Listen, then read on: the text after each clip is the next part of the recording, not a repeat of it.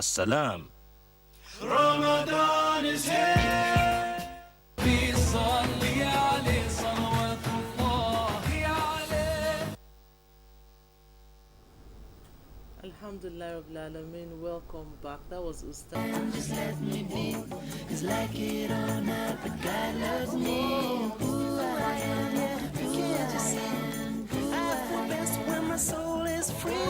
Feel my body, can't you see? All that matters is that God loves me. Who I am, just let me be, 'cause like it or not, but God loves me. أعوذ بالله من الشيطان الرجيم بسم الله الرحمن الرحيم Alhamdulillah Rabbil Alameen. We give praises, glory and adoration to Almighty Allah for His infinite mercy upon us. Viewers at home, you're welcome to another edition of Wise Ladies, and inshallah today we'll be discussing a topic that concerns all at large, a topic that has become a menace in the society, and that topic is domestic violence. What can be considered as domestic violence? What is the Islamic perspective to this? This and so much more we'll be discussing. And I won't be discussing this alone. I always bring in competent guests to the studio. But before you meet my guest, we quickly go on this short break, and after which, Wise Ladies continues.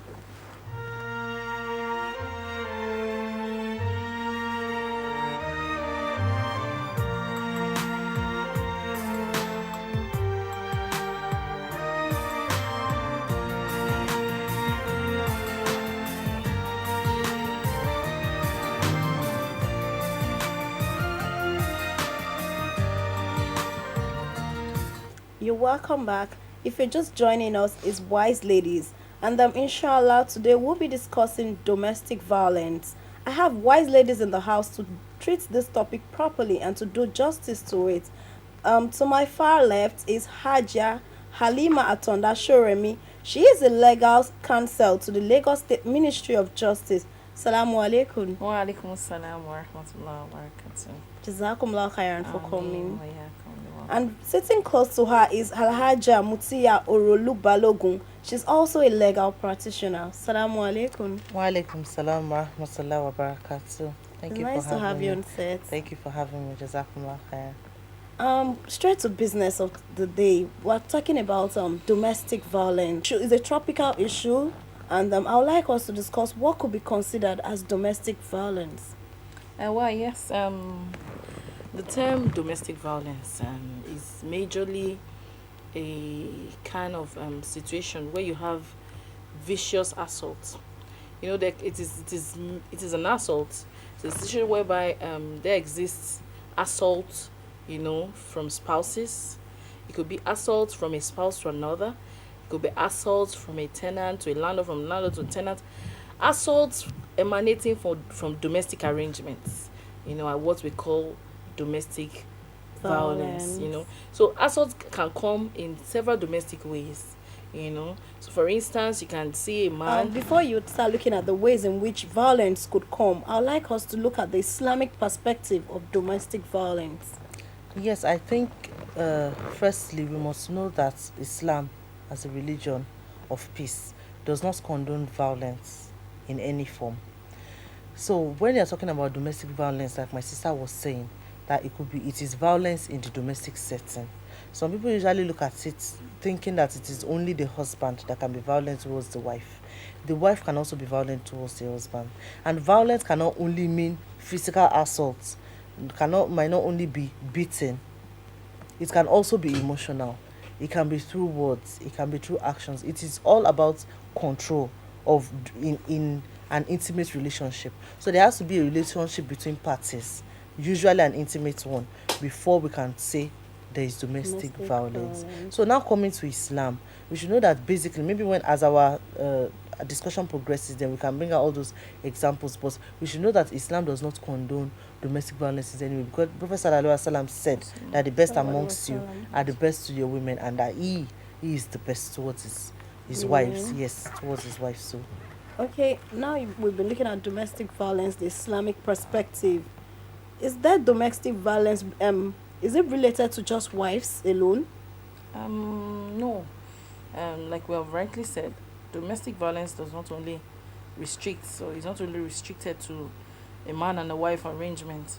It could be, it is all encompassing. It all encompasses all domestic arrangements. Violence in domestic arrangements. Like for instance, there could be violence from a landlord to a tenant. There could be violence from a community member to another. There could be violence, however, from a spouse to another. So like for instance, there was a case where a landlord assaulted a tenant, asking that why won't he have access to potable water when there's water in the house? Why would he have to buy water? And then the landlady had to take an umbrella and then hit the umbrella on the wife's head. The wife had to lose her pregnancy. She started bleeding. So this is also violence.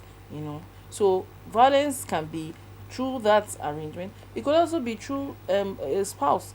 A spouse can assault another spouse, and of course, like we have said, assault here or violence here doesn't only have to be beating. It doesn't only have to be physical. It could be by words. It could be by vulgar abuses. You can hear a spouse or a wife calling her husband names. You hear sometimes where the wife calls her husband a bastard. What can pain a man more than a woman calling you a bastard? You understand? The one that wasn't even there when you were being given birth. Yes. So why would you? And several other situations like that. Yes, and we'll have to realize that in our society today, although we might not have a good I might say maybe in our locality statistics are not very much available. Yes, very much available. But yes, we can say that the prevalence of domestic violence, as in violence within the domestic setting or within an intimate relationship, is really going. Even people that are not yet married, they might just even be fiancés, or even those people that usually go through, even a boyfriend and a girlfriend.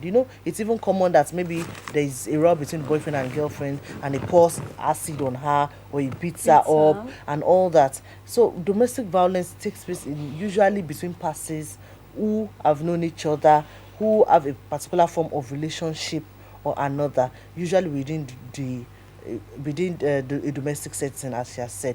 And the prevalence is so high that we need to talk about it. But some people also regard that Islam, because when you look through literature, even some authors have erroneously attributed domestic violence to Islam, saying that probably Islam is a religion that condones domestic violence or even instructs men to engage, to beat their wives. And they make reference to Surah An-Nisa verse 34, the verse that starts with Arijalu Aqwamun ala Nisa. But when you now look at that verse, it is Allah's counsel to men. It does not even start from that anything your wife says, then you beat her. It starts from you do not eat her food, you do not sleep in her bed, you counsel her. That is when she wrongs you. Yes, when she wrongs you, it is not about anything, about give me your money. Oh, Allah said I should beat you if you don't do whatever I say. Because some people believe that they can command their wives to do anything. But you cannot command any person. Yes, you cannot command any person to do what is against what Allah has commanded. So that verse of the Quran, it shows a process. And even that beating, even if you look at what the Prophet Sallallahu Alaihi Wasallam has done, it's just like we said during the time of Prophet Sallallahu Alaihi Wasallam, some women came to the Prophet complaining that their husbands beat them, and Prophet Sallallahu Alaihi Wasallam had to come out to tell men to desist from that action. And we know that Prophet Sallallahu Alaihi Wasallam, when we were asked about his character, it was the Quran in motion. Was he ever reported to have beat his wives? No. He was never reported to have beat his wives. I'm not going to do a tafsir of that verse because I'm not even a mufassir. I'm not qualified. I'm not a mufassir, but what even the scholars have even explained, that even that beating is more of a symbolic one for the woman to know that you have been commanded by your husband to do what is right, and you still insist on doing what is wrong. That means at the stage at which you are, you even deserve corporal punishment. Just like maybe if a person commits adultery, the person wants to be flogged 100 strokes. Fornication, the person wants to be flogged 100 times. So what you are doing might even qualify you to be so flogged, not necessarily punching her. And this is not to say that a man is expected to beat his wife. He shouldn't be, because the Quran is so explicit. There are several stages before you get to that. That's the seal of the stages. When your wife wrongs you, you been doing your part. It's not that you are not without faults. When she faults you, the first thing is to admonish her. You talk to her, why are you doing this? In a very pleasant manner. No woman is a fool anyway. Usually, when the woman engages to marry a man, it is out of love. So when a loved one speak to a woman in a very interesting Subtle manner, manner. of course the woman is not a fool, she listens. So of course for some exceptional women who would not listen to that, you move on to the next stage by probably refusing to eat her food. Usually women don't, you cannot imagine a woman that has told you at night to make a meal and then you come back and say you're not eating. It is enough beating for a very intelligent woman. For any average normal woman, it is enough, to tell her she's wrong. And then for a right thinking woman, she probably goes to the husband and then begs him in the best way she can to make the man know that she's sorry. And then when the woman does not into that, then you abandon her bed. No woman, even without sex, no woman wants to probably sleep when you're used to the fact that, oh my God, we probably just before you say, they do not want to lose all that sense of human and companionship. So for you to now abandon the bed for her, she knows something is now really wrong. She's sorry for every average normal human being. She's sorry, she's on her bended knees, she's ready to say sorry, and then it's over. And then when she doesn't do that, then man says this spanking is not corporal spanking. It's an informative spanking. It's a corrective one. And then the Prophet Sallallahu has taught us how to do that and then prevent it. In fact, it is like telling you not to beat her at all. Because he mentions, do not beat her on the head, do not slap her on the skin. You cannot beat anybody on the face. You cannot leave a mark. Spank her on her buttock. You cannot leave a mark. So what are we expecting? It's just to tell you that you probably be stern at her so she knows she's being corrected. You understand? Just that we should not beat our children anyhow. We should not. That's the same thing, because women are not animals. They are not supposed to be beaten like animals. And then the qawwam Allah has given to the men is not to tell them they are all in all. Allah has the ultimate qawwam over all of us, men and women. So it's not for a man to think because I have the qawwam, because that's what our brothers, some brothers say, which is wrong, that Allah has given us the qawwam, and the qawwam is authority to do anything. Well, no, you treat her with the fear of Allah, because the Prophet and to even look at the fact that we have rights and duties. When there is a right, there is a corresponding duty. So if you do not fulfill your duties, then how can you demand your rights? So if a husband does not fulfill his duty, the qawwam that he has to be the protector of his wife, to be the one to provide for his family, it's not only about economics here, to be the man of the house, then how can you demand from your wife? That is not to say if a man is not rich or his salary is not enough, to get you there, to get you where you are meant to be there, then a woman, yes, it does not mean he doesn't have a say. But then if a man is not treating his wife well, if he abuses her maybe verbally, if he does not, there's some people that they don't beat their wives, but they have belittled their wives in the face, in front of everybody, in front of their friends, in front of their family, even outside. They have no values. The woman have no value of the woman. They turn around to become animals. Every action begets reaction. But it is not to tell every woman to lose their guts. You do not lose your guts, because even the Prophet has told us and taught us that you do not return evil back with evil. Because two wrong do not make it right. You return evil back with good, and then sometimes you admonish. It's give and take. That's the essence of any relationship. Whether marriage, whether friendship, whether landlord and tenant, that is all about endurance. Because we all say that life itself is not comfortable and convenient, so you should not look for the best of convenience you can get from your husband, or the best you can get. You should give and take, shift grounds. Yes, that's the best you can get. I'd like us to talk about the causes. Let's dwell on the causes so that viewers at home can learn and avoid those causes, so that they don't get to experience domestic violence in their homes. Okay. One of the causes of domestic violence is usually we can say the influence. Sometimes external influence can cause domestic violence. Lack of understanding can cause domestic violence. You see, for every two persons, there exists, because even the Quran tells us that wherever there is peace and tranquility, there exists shaitan. That wherever there is happiness, shaitan is always there, wanting it to spoil. So we should always make sure that at all times we are on guard that shaitan will not spoil this. It's also even marriage. In the Quran, when Allah was even telling us about the people that learnt magic from the angels during the time of Prophet Sulaiman, that they learned the magic with which to destroy a home, with which to cause discord between a husband and wife. So sometimes the issue of domestic violence even has a spiritual dimension. Sometimes the husband and wife are just fighting. The man is just beating the woman, or vice versa. The woman is just beating the man, and the reason is spiritual. And Shaitan whispers to one of the hearts. Whispers to their hearts. Take a sharp object, shoot him down, or hit him, kill him. And Why not all kill that, him? and all that, and also it also has to do with anger management. Yes. When people get angry and let their anger take control them, let anger take the better part of themselves, then they resort to violence. They want an outlet for that anger, and who will be the closest person to be the outlet? Their spouse. Because that is the closest person to them. Then things like incompatibility, economic factors, then the issue of power and control.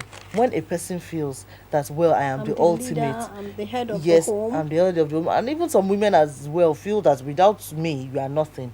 And then they want to control their husbands. And by nature, the husband might not want to, he doesn't want to be controlled. Yeah, we can Yes. also here talk about the issue of complex. When one party is saying himself or herself as being inferior to the other, why is it only him? Even Allah that created the heavens and the earth made some of us, some men, better in his eyes than another. And why are some better than another? It says in terms of taqwa. Yes. You understand? So we can not always be the same. So it is just for us to learn to accommodate ourselves, to be patient enough to know that only Allah has made my husband richer than me. Only Allah has made my wife richer than me. So I have to know that we are separate but not equal. You understand? I have to, even if I'm richer than him or I have more advantages than him, the woman should know that I have to submit to him. And the man should also know that only Allah has done that to his wife. I should treat her with the fear of Allah. Okay, now we've been talking about the causes. What could actually lead to domestic violence? May Allah even spare us from all these forms of violence, regardless of what it is. But I'd like to ask, how do we prevent such from happening? We don't want this in our homes. We don't want this in our community. How do we prevent domestic violence? I think firstly is by talking about it. Okay. Is letting people know that it is not right. You do not have a right to beat your wife. You do not have a right to beat your husband. You do not have a right to verbally abuse, because all these things the Prophet ﷺ has forbidden us, has asked us not to do. Allah does not like that we do that. So first of all, we should talk about it, and we should let people know that to be a strong man, that he's not strong, you can beat his companion, but the strong one is the person that can be overcome and hold when he's angry. So we should know that it's not a show of strength to be a wife or beat. It's just like children. When you beat them so much, it gets to a stage they will still be very naughty, because they know that you are just still going to beat them. Yes, they are not. It does not control them anymore. Only coming home to beat me. What else? After beating me, what else? So it's not corrective. Another very stringent thing to know is effective communication, like Shazara rightly said. You see, communication goes a long way to help the home, especially an arrangement of two persons, whether husband or wife, whether a landlord or tenant, whatever domestic arrangement. When you have effective communication, you talk about everything. They are not accumulated grievance, because where there are accumulated grievance or accumulated pile-ups of anger, and you imagine a situation where one party can be writing the sins of the other spouse. Oh, yesterday she did not do this well, day before yesterday she said this, writing it, that's an accumulated grievance, and then the day is going to, he or she is going to pour that out. It will lead to violence, no matter what you want. So effective not only communication, effective communication would help prevent domestic violence. And even the society as well, parents, in-laws, they have a role to play, because even Allah has told us in the Quran that when the husband and wife are having a discord, they should select a mediator between the family of the husband and the family of the wife. Should come together to try to help. At what point does a mediator come in? Because it's not expected of a couple to keep telling people their issues. Yes, but at what point? But I think when a marriage gets to the point whereby both of you cannot sit down together to have a meaningful conversation without fighting. That is where all means has been proved abortive. Both of you, I'm saying means of conciliation between yourselves have proven abortive, then probably you should just admit that at this stage you need to bring in a third party. That is why Allah subhanahu wa ta'ala has encouraged us to bring somebody from the family, not necessarily going out to probably a professional mediator yet. You can bring somebody from your own family, and he brings something from his own family, and Allah said that if they are willing to reconcile, He will reconcile their hearts. So even those parties going into mediation are not going there to say, well, Let them say what they are going to say. I've already made up my mind. They should genuinely want to seek reconciliation, and those that are the mediators as well should be impartial. Should not descend into the arena, should be impartial mediators, even if they are from the family, should let everything end, within the mediation arrangement. So when people start talking about their marital problems, the ones that they cannot handle by themselves, with trusted mediators, particularly The those right within word the is family. trusted, Yes, so that trusted. they don't get to hear their affairs in the public Of or course, close to their neighbors' houses. Oh, sure. Okay, Sure. I want us to quickly talk about the consequences of domestic violence. How can an individual suffer from this? How does the society at large suffers from domestic violence? The consequences are not far-fetched. Even the Yorubas and the wise Englishmen will say, where two elephants quarrel and fight, who suffers? The grass ground. there suffers.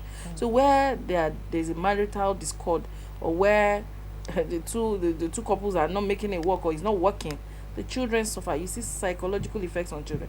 You see children not even knowing their parents' name. When you ask the child, what's your father's name, he says Olori Buruku. What's your mother's name?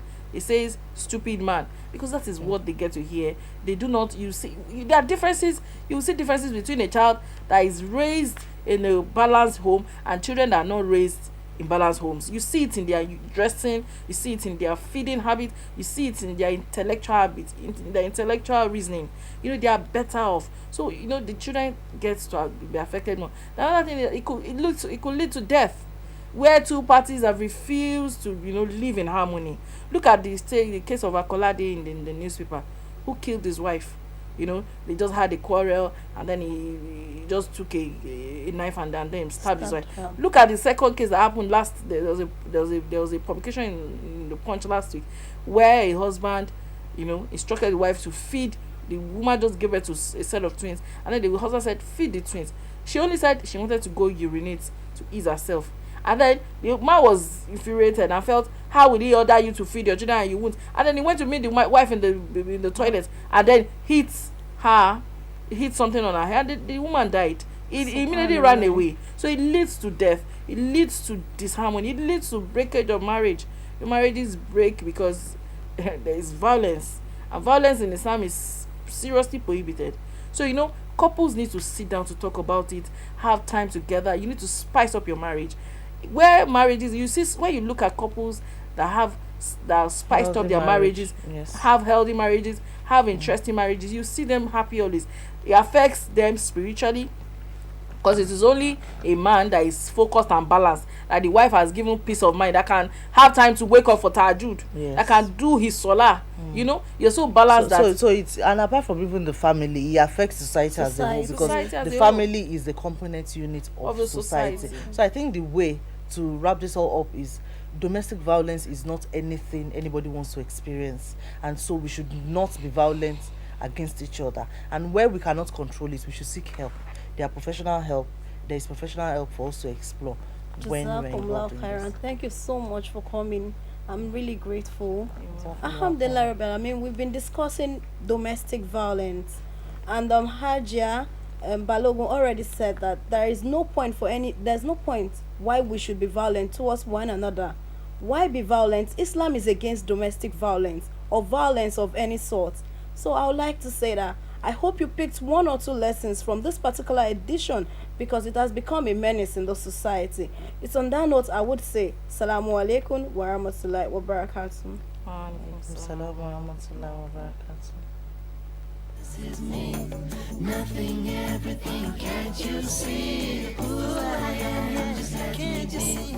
It's like all that matters is that God loves me. Who I am, this is me.